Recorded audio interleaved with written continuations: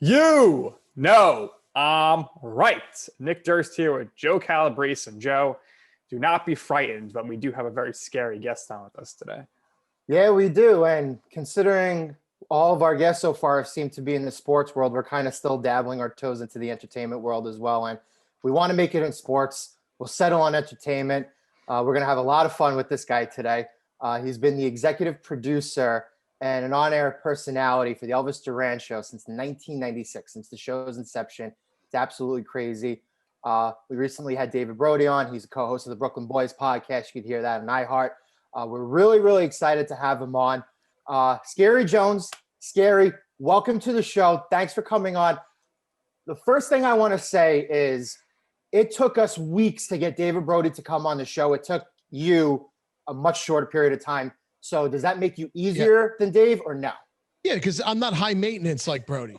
Yeah, Brody, first of all, I'm surprised you got the man to come on at all because this is a video podcast and he hates video. He's not a fan at all of video. So I guess, you could say that I'm lower maintenance. I would like to think that I'm lower maintenance than my counterpart. Have you heard the Brooklyn Boys podcast? Yeah. I've listened to a couple. He screams and yells and rants and goes crazy about every little thing. He's very high maintenance, very high strung individual. I try to explain people I'm the laid back one. I'm relaxed. See, look at my background. Look at where I am. I'm just hanging out. Now, I do have radio equipment here. This is a podcast, so I figured I'd throw on the headphones and use the professional microphone rather than doing the AirPods. AirPods. Oh wait, maybe I am high maintenance. Look, they say my name on them. Wow. That's amazing. I'm sure he didn't pay for those. That's a little high maintenance now. I don't know. I might be giving Brody a run for his money. It's great to be here, guys. Absolutely. And I had the pleasure of meeting you and Dave back in the day at a Brooklyn Cyclones celebrity softball game. Got to interview you guys. And the word celebrity is used very loosely. The local Brooklyn, New York people, plus the WWE superstars were there. So it was a smorgasbord of locals. The good New York people. Right. Of course, John Franco is there. Carton and the wrestlers and you guys. So was that the game where Joe Torre was the manager? I don't think so. This is the game where Mike Woods broke Peter Rosenberg's clavicle bone or something because he ran into him. There was a collision. Oh, that's right. I remember that one. Yeah, we did several of these. So many. Hopefully your guys are back this summer. I mean, we'll see. We'll see. I will say that, growing up in Brooklyn, back in 2000, 2001, when we found out that baseball was coming back to Brooklyn, that was a very exciting time. Brooklyn, baseball and Brooklyn had been synonymous for over a century, right? And it was, just the fact that, that when the Dodgers left in the 50s, right, Brooklyn felt like there was something missing. There was a black hole there. So to have a single A team as the Brooklyn Cyclones, I mean, show up in 2000, I feel like we've supported them ever since. Even if in the single A level, you could tell people, they attract a huge crowd. They almost sell out every game, and other minor league teams from around the country are like, whoa, we feel like we're in prime time in the big leagues when we play in Coney Island, Brooklyn, the home of the Cyclones. It's a very special place. They put the Staten Island Yankees out of business. Yeah, it's terrible what they did. We did. Anyway, oh, you're a Yankee fan, Joe? I am a Yankee fan. I have to deal with Mets fans all the time here. Fans like me, because I'm a Met fan. I should have worn my colors. I didn't know what kind of environment I was entering. I didn't know if I needed to be neutral today. I didn't know, what the dress code was, but I could clearly see there's a Yankee fan and a Met fan. This defines my entire childhood. Yeah, that was the worst growing up with those Yankee fans. And especially for me, being in school from 1996 through 2001, just brutal. Awful years. I mean, at least I had to boast about the 86 World Series. Right. In my middle school years, the Yankees hadn't won since the 70s. And we were like, yeah, am I allowed to do that? Yeah. Okay, good. I don't know if I'm allowed to curse. I don't know what the boundaries, what the guardrails are here. You could I'm curse right. a few times. You could do whatever you Okay. want. Yeah, As but long as you growing don't up get in the 80s and early 90s as a Met fan, we like owned it. We had bragging rights until like the mid 90s when the Yankees went on their dynasty. So So I could feel I see what you're saying, Nick. Yeah. Right. Hope for the tides are turning here, though. It's gonna be a Mets town again. We'll have you and Dave recording some new fresh songs. The team, the time, 2021. Yeah. See what happens. So yeah, that's a little bit about me for your listeners and your viewers. Yeah, I just grew up in Brooklyn in the Mets heyday, and now it's been 32 years, maybe plus more. Oh my God, 35. Who knows how many years it is? I don't want to count anymore. So yeah, so now I'm just, made fun of by all the Yankee fans, people like Joe. Yes, and you are a Brooklyn guy, and I was born in Brooklyn. I was born in Maimonides, so I can relate to you in the sense that I was born in Brooklyn, even though I moved to Staten Island at one. I want to ask you, we asked David this, so we want to get your opinion too on this. Yeah. What do you think are the best places to eat in Brooklyn? Where are your favorite places to get pizza? And we asked him, and we got to ask you. I mean, it's going to be the same that he said, obviously an institution in Brooklyn is LMB Spumoni Gardens, Right. a classic. That classic square upside down slice. When we say upside down, it's like they put the cheese on first and the sauce on second, and then they sprinkle it with a little Romano cheese on top of that, grated cheese. Oh, the best. And then it's like sinking your teeth into a pillow because it's so soft and fluffy. By the way, I hear that they put something special in their dough to make their dough. They say that they say that there's a special ingredient in there. They say they use honey. Oh, that's just a rumor, though. That's what people say. They use honey. I never heard that before. I don't know. Well, you know what? You heard it here first. You may never hear it again. He's got the insider track, and of course, the ices are incredible. Yeah, we don't call those ices. Nick, where are you from, man? That's Spumoni. Spumoni ice. Well, Spumoni ice is the chocolate, the pistachio, and the not vanilla cremolata. Cremolata is the best. The chocolate, the vanilla, the crema, it's the brown, the white, and the green. Most people think it's vanilla. It's actually cremolata, and those three together make the trifecta, the holy grail, the holy trinity of the Spumoni, which is like a creamy version of an Italian ice. Now I know you grew up with Ralph's ice. Yes. Ralph's, I'm so sick of them. They don't say that. They're great. They are great, but in the last 6 years, they raise it 25 cents a small each year. I am not paying $3.75 for a one scoop of a small ice. It's absolutely ridiculous. It's absurd, the pricing gouging they're doing here in Staten Island, because the lines are out packed through the door so long. Okay. Joe's always going there. But you know what? I caved this weekend. Yeah. I went at it, but I was like, I'm not buying a two small ices for me and my wife. Oh, yes. $7. We got a party bucket for $30. So that was the better investment there. The pricing is just annoying to me. Well, yeah. I mean, listen, it's inflation, right? I guess. But I will say this about the Ralph's ice. So they have that's what sets the Spumoni and the ices apart. So the water-based Italian ices are great in its own right at Ralph's. But then, when you bring the little put of milk in there and some other cream type product, that's a creamy version. That is your Spumoni right there. That's your main difference. You got to go cream ice. I mean, that's like, you gotta, sometimes it's nice to get a refreshing like lemon, but yeah, you got to go with like Spumoni or, me and Joe, big fans of graham cracker ice. Graham cracker is the best flavor. Oh, really? Okay. All right. Yes. And now continuing on the pizza tip, I mean, how do you not mention DeFara on Avenue J? The famous Dominic DeMarco, who's still in that kitchen. I mean, I don't know if he does much pizza making these days, but he tops off every pizza with the rusty scissors and the fresh basil out of the yard. They literally take fresh green basil, and he takes the rusty scissors and he goes, whoosh, and right over the pie, and then into the box it goes.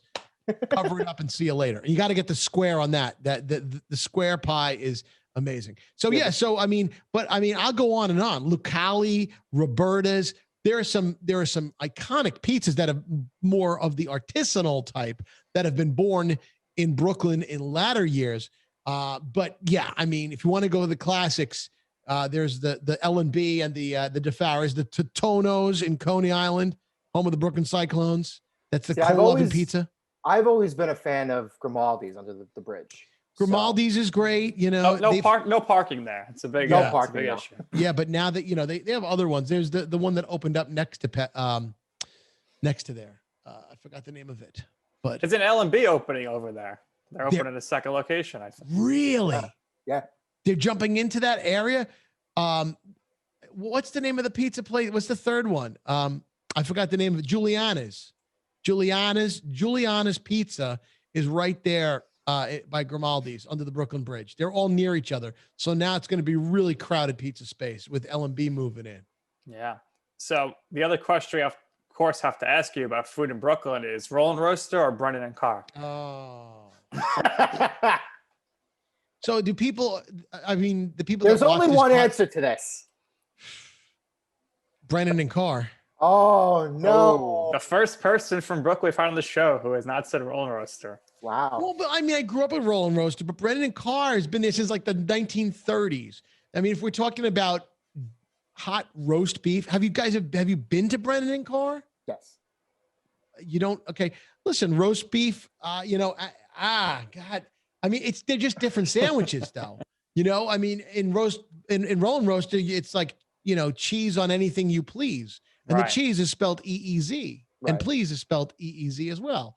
But, if you think about it, I mean, I think in that regard, they're different sandwiches completely because the bread, the roll is different. God, I'm getting hungry now. You're making me want to go out. But anyway, yeah. So, but are your viewers nationwide or are they basically from the area? Do they know what we're talking about? Mostly in the tri-state here. Okay. There was a failed attempt at a Roll and Roaster opening in Staten Island at one point. Yeah. Google it. It did horribly. It closed. People didn't know what it was. So you're a New Jersey guy now. You went right over the Verrazano Bridge. You don't you live in New Jersey? I'm not a New Jersey guy. I'm from Bensonhurst, Brooklyn. You live in New Jersey, don't you? But that doesn't make me a Jersey guy. I mean, I live in Jersey. Yes, I live in New Jersey City. You take the guy out of Brooklyn, but you can't take the Brooklyn out of the guy. Yeah, no. When you say where you're from, I will never say New Jersey. I'm from Brooklyn. Now you're a New Jersey resident. But true. When you go over the Verrazano Bridge and you pay your $20 and you go through Staten Island, do you make a stop? And is there anywhere you like to eat in Staten Island? I mean, we already mentioned Ralph's Ice, but down the street, Danino's Pizza, Danino's Tavern. Danino's, Ralph's, and Brothers, all in that area. That's the only good Ralph's, in my opinion, because they don't raise the prices. The original. Right. I'm gonna throw you a curveball. You know, it's a must. You have to stop. Is Royal Crown. Wow. Royal Crown. Very good. Amazing. My friends and I, we love Royal Crown. Sandwiches, heroes, pastries. It's a bakery. It's everything. It's a playground of Italian eats. Royal Crown. Not paying me to say that either. It's very good. No. It's very good. I mean, listen, I can name other restaurants, but I won't bore you with that. I'll take up your entire half hour here, Absolutely. So we want to know more about you. And I want to know, did you ever consider following in your father's footsteps and joining Con Edison? Well, you guys did your homework on me. How do you know my father worked for Con Ed? I got some Con Ed insiders, and they're like, "Oh, you're getting scary." I don't think this isn't printed anywhere. And apparently, like your father and some other guy started the same day, and they became good friends, and they retired together the same day. I mean, what a story there! Oh my goodness. How do we know this? This is great. You're just surprised. This is like Skeery Jones. This is your life. Yeah. It's like 3 of my ex-girlfriends going to walk through the door right now. check your Ring doorbell. Right. Well, I never did want to, growing up my father did take me to the power plants. He used to work in the electrical fields, which was pretty damn dangerous if you think about it.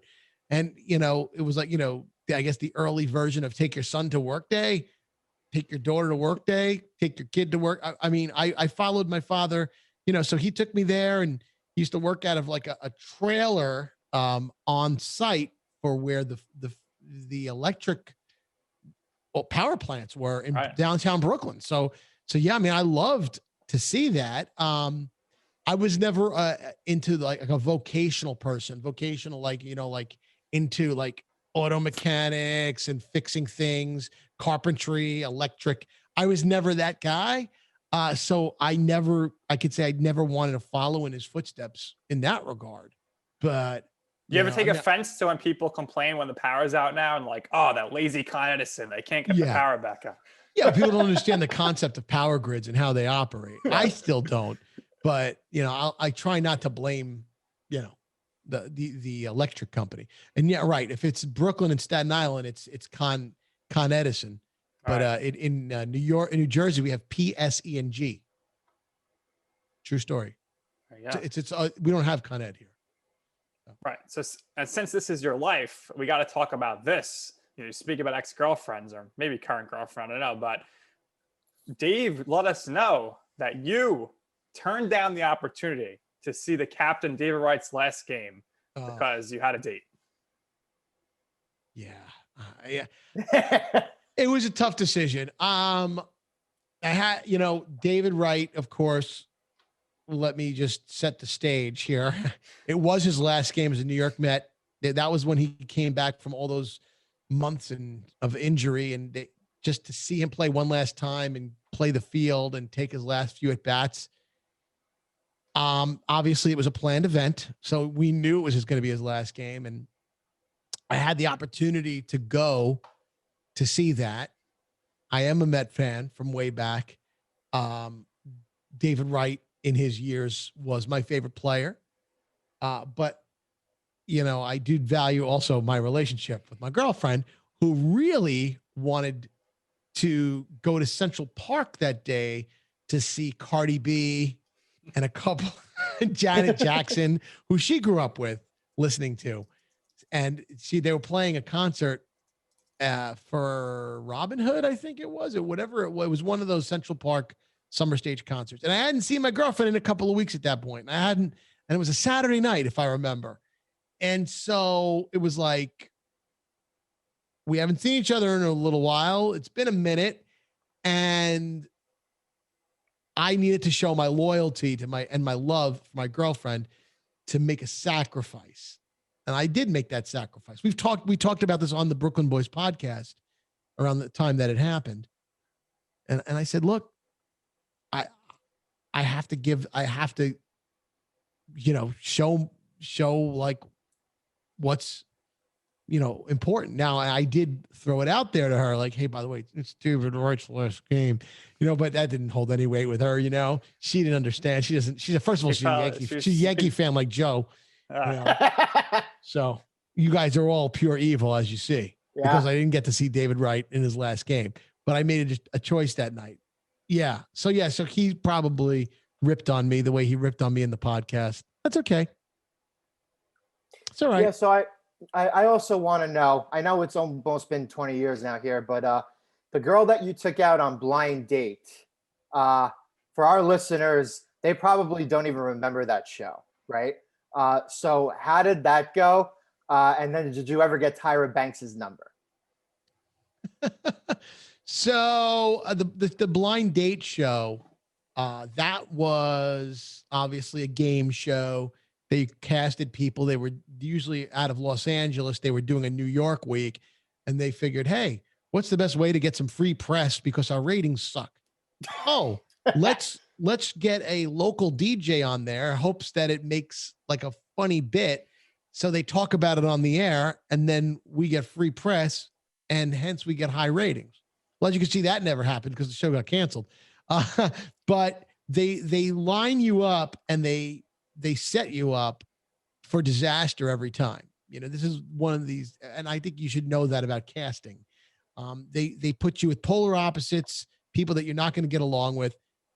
Knowing the kind of person I am and how I grew up, turns out the girl that I dated on that show was all she was a bougie aspiring actress from Los Angeles who wanted to just get on some camera time.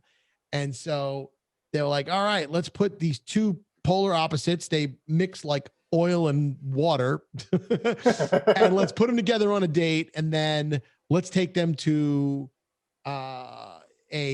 I forgot where they took us. They took us to, I think, Lucky Chang's, which is where I think, men dress up as women and a lot of drag queens. And let's see if we can get Skeery naked on stage on camera, which never happened. They were trying to get me to take my clothes off, and I ran the hell out of there because I'm like, I refuse. This will be with me forever. I'm not gonna just destroy my career. And there you have it. So I was on. I ran that show ended with me running out on my date, running down the street. Needless to say, there was not a second date, and that was that. It was all put on for cameras. Not on my side. I was just being me. Right. But whatever. So I know you're a huge reality TV guy. What's your favorite Real Housewives of New Jersey franchise? Real Housewives franchise. Well, you said it, New Jersey. That's the because best one. You know what? Because I'm friends with some of them. I'm friends with, Melissa Gorga on the show, and some, from Caroline Manzo used to be on the show. Of course. So I'm friends with her family. They got to bring her back. Yeah, I think so too. Her kids. Joe has no idea what we're talking about right now. Right. Well, yeah. So Albie and Chris are the two sons on the show. Became Lauren. very close with them. Lauren, right? They're still great friends of mine. So yeah, of course I have a bias to that. Yeah, great show. New Jersey's my favorite as well. And when you're friends with the people, I guess. Yeah, it kind of adds a layer of, you play favorites. So. No doubt about it. Now, you went to Brooklyn College. You did study radio and television broadcasting. Did you always know that you wanted to pursue a career in radio? Yeah. True story. I used to try and call radio stations when I was a kid. Just try and not only win contests from the radio, I would call up just for the sake of being on the radio. Oh, you get to announce the countdown song tonight. Okay, here I am.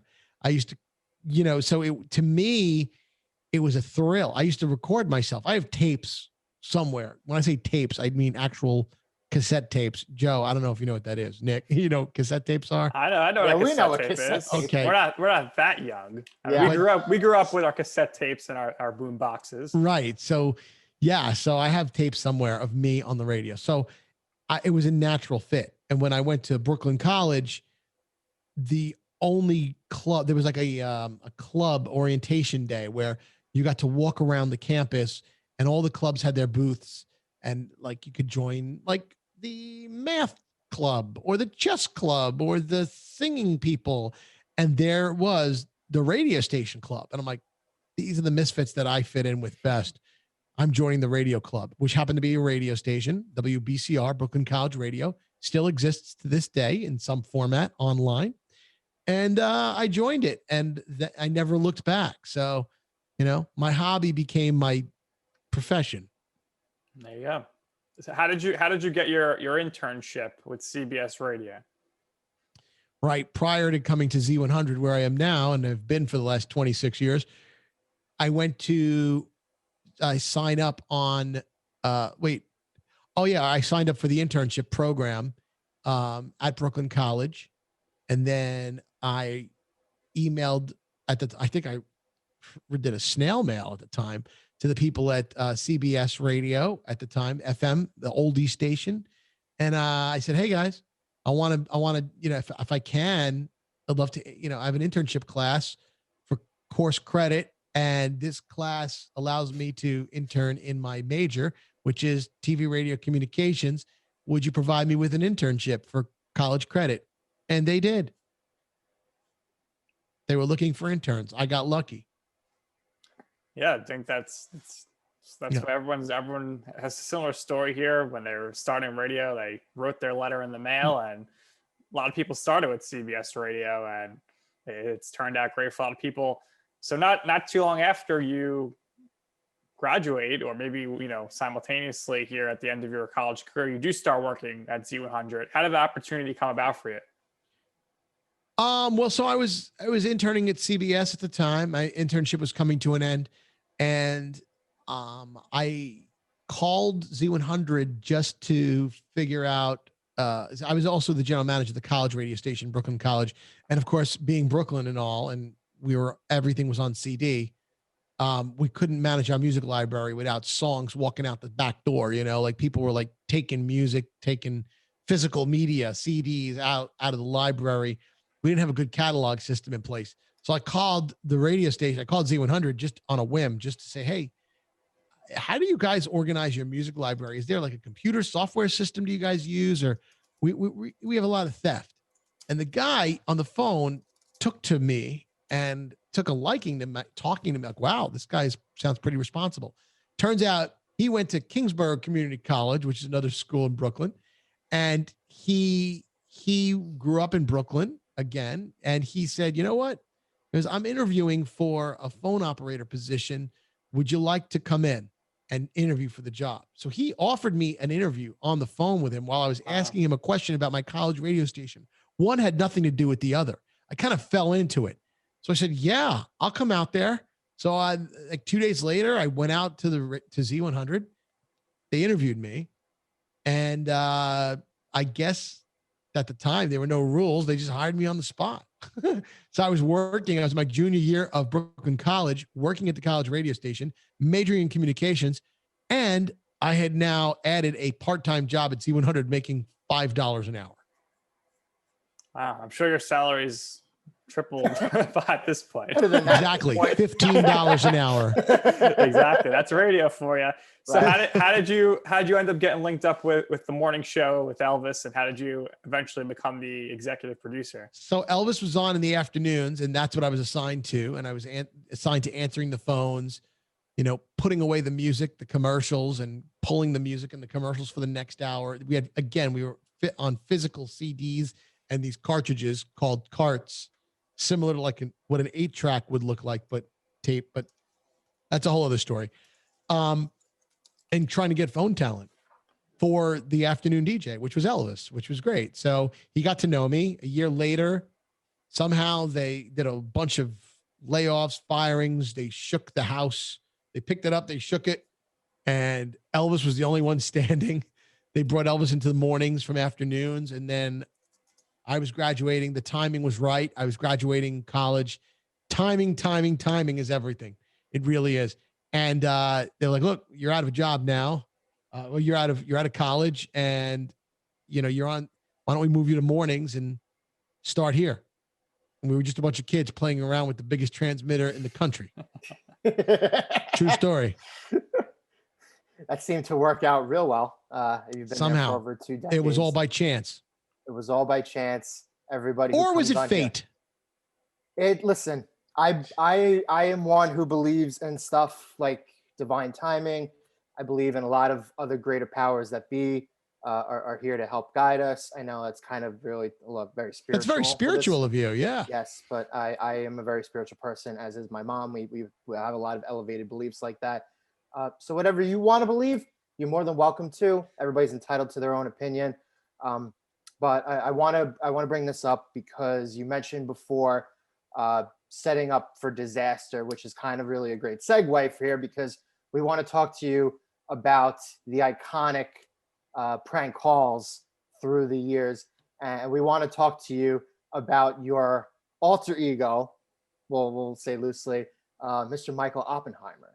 So we asked David about the prank calls. He gave us a really, really great response, but you are very instrumental and you've been big part of that success here. Yeah, for like only 2 decades. Well, so if you're unfamiliar, Z100 does a prank phone call called the Phone Tap every morning.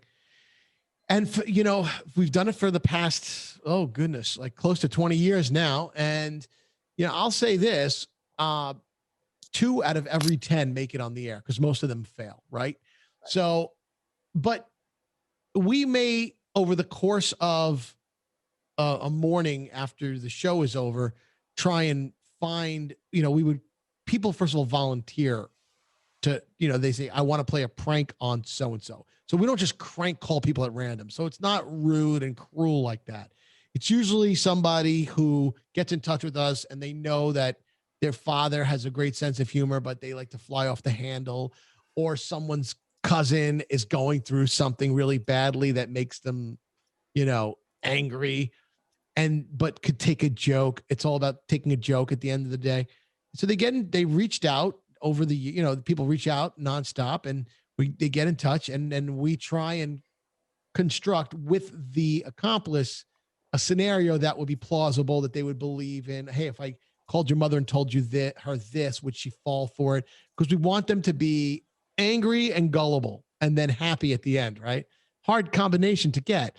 So a lot of them, people know that it's us, or they just doesn't pan out right. So, but the ones that do work, we just know, we got a live one here, So the best thing I could tell you on that is that we've attempted so many, and a lot of them have failed. And the ones that do work, we work with the accomplice to try and get the best possible anger out of them, if you will, the best possible response and reaction.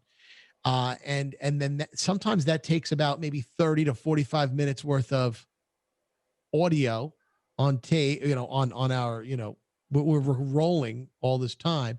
And then it's up to me or one of the other people to now edit, like, Sam, who works with us in our production team, and, to edit down to make it sound like one nice, juicy 4-minute phone call.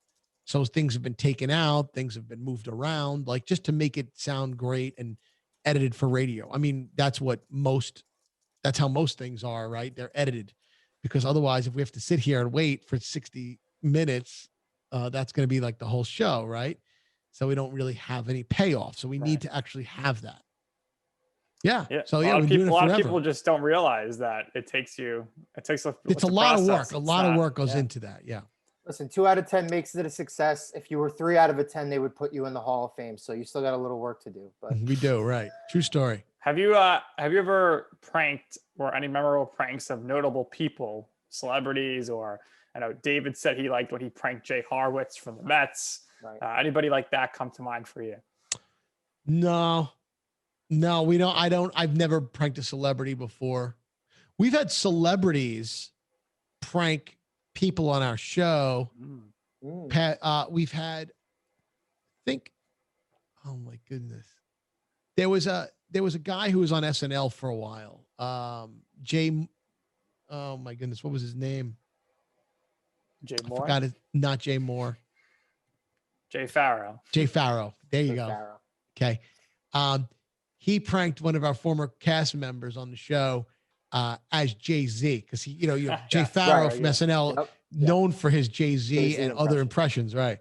So that was hysterical. We also had the woman who I forgot her name. Her name was Nikki so-and-so. I forgot. Glazer? She was in Hairspray on Broadway, or the movie Hairspray. And she pranked her mom, or she pranked somebody.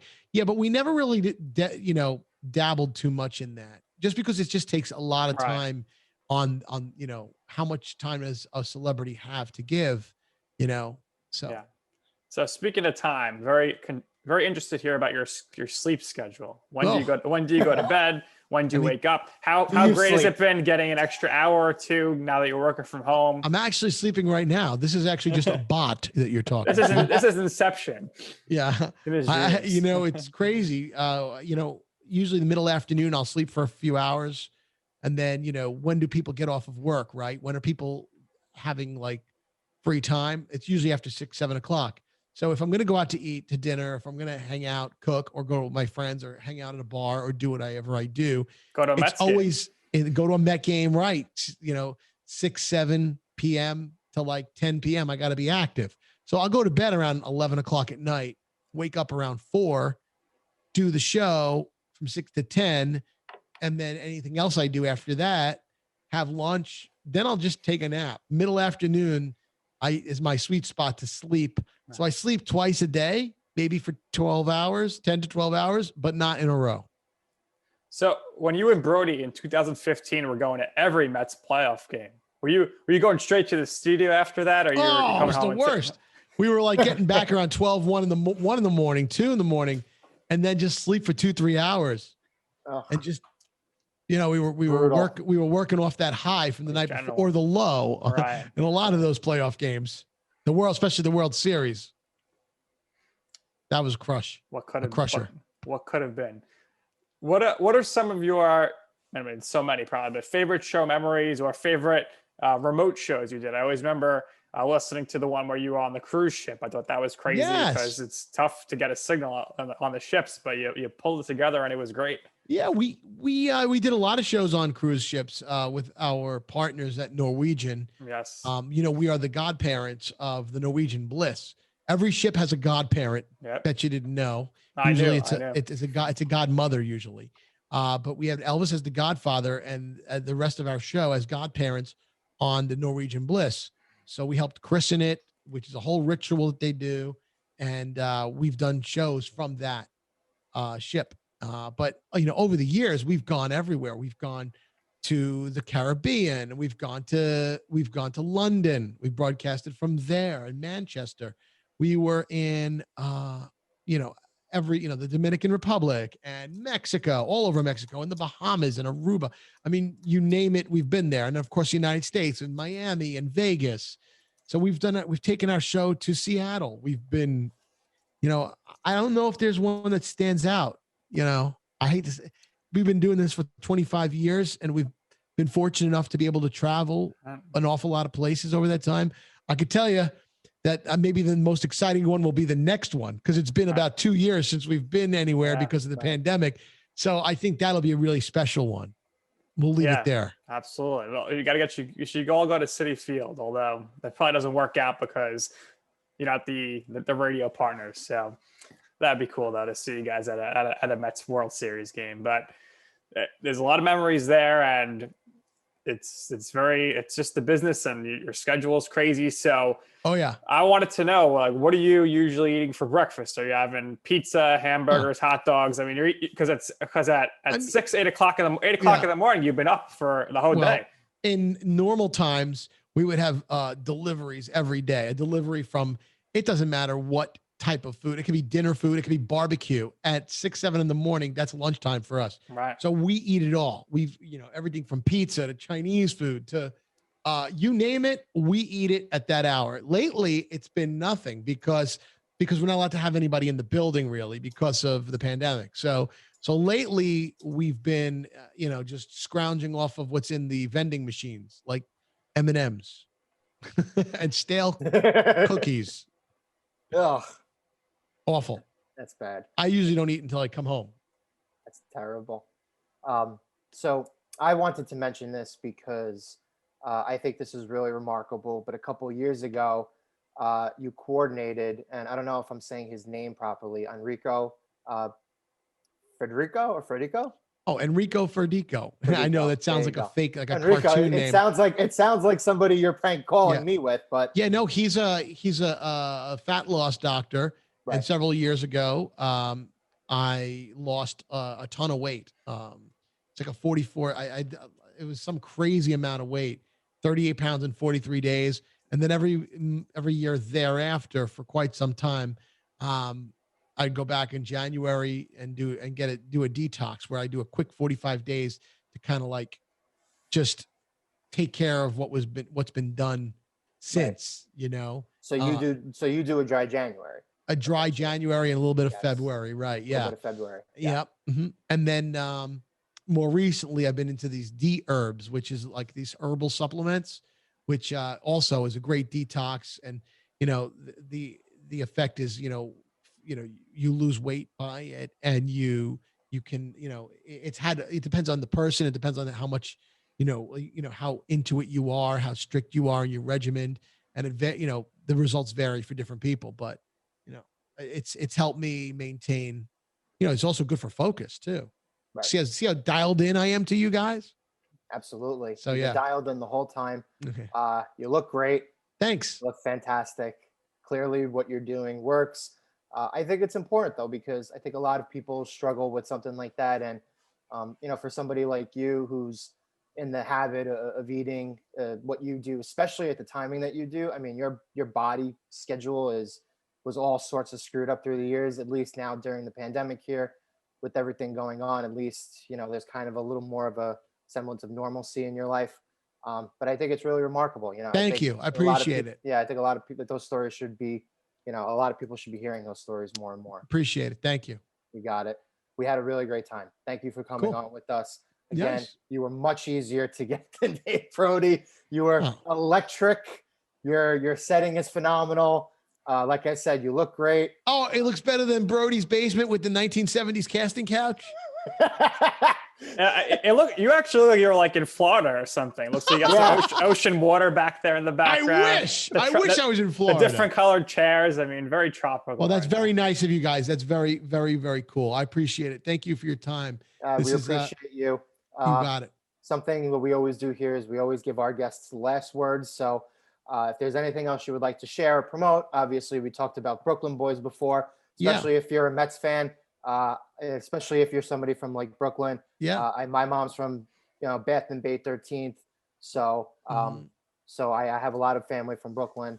But again, go check that out. But if there's anything else you would like to share, if there's anything else you would like to promote, go right ahead. The floor is yours. Pretty much the Brooklyn, the Brooklyn Boys podcast is, obviously being a local person here and a lot of local people listening. I also have another podcast called Speaking Volumes with my co-host Cher Casenza. We do a Zoom podcast like this. So it's video. It's where the space that I love to be in now. I mean, no offense to being an audio only podcast with Brooklyn Boys. I've been trying to get Brody to do video on it for years. He never will. I mean, look how long it took him to get you on this, on your podcast. But yeah, so the Speaking Volumes podcast is out there. All my info is at Skeery Jones, Skeery Jones. If you go to that on Instagram, Twitter, Facebook, it's all there. Snapchat, add me everywhere. And then you could see everything that I have going on and all the connection to everything I just mentioned. And of course, how could I forget? Elvis Duran, The Morning Show. It's where I live. It's where I'm from. Yep. And it's where my bread is buttered, as we say in Brooklyn.